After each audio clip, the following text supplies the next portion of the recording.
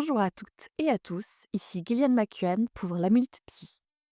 Aujourd'hui, faisons la lumière sur deux notions souvent confondues, l'égoïsme et l'égocentrisme. Vous est-il déjà arrivé de dire non à une demande, de prendre du temps pour vous et qu'on vous accuse d'être égoïste? Pourtant, ce n'est pas forcément le cas. Alors, quelle est la différence? L'égoïsme, c'est penser à soi, parfois avant les autres. Mais attention, ça ne veut pas dire oublier les autres. Prendre soin de soi, défendre ses besoins ou poser des limites est une forme d'égoïsme sain. On ne peut pas aider les autres ou être pleinement présent pour eux si on ne prend pas soin de soi d'abord.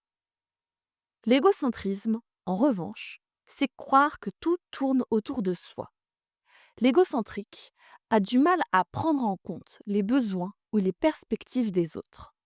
Pour lui, les autres existent surtout en fonction de ce qu'ils peuvent lui apporter. Imaginez une personne dans une barque.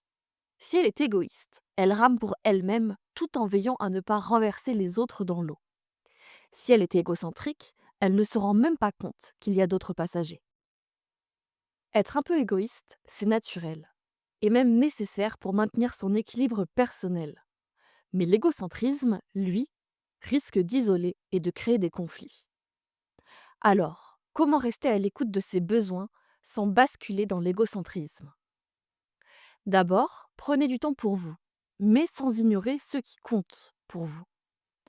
Ensuite, écoutez les autres avec attention, même si vous n'êtes pas d'accord.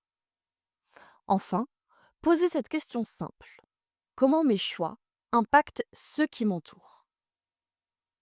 Rappelez-vous, penser à soi, ce n'est pas écarter les autres, c'est trouver un équilibre entre se respecter et respecter les autres. À très bientôt pour une nouvelle Minute Psy.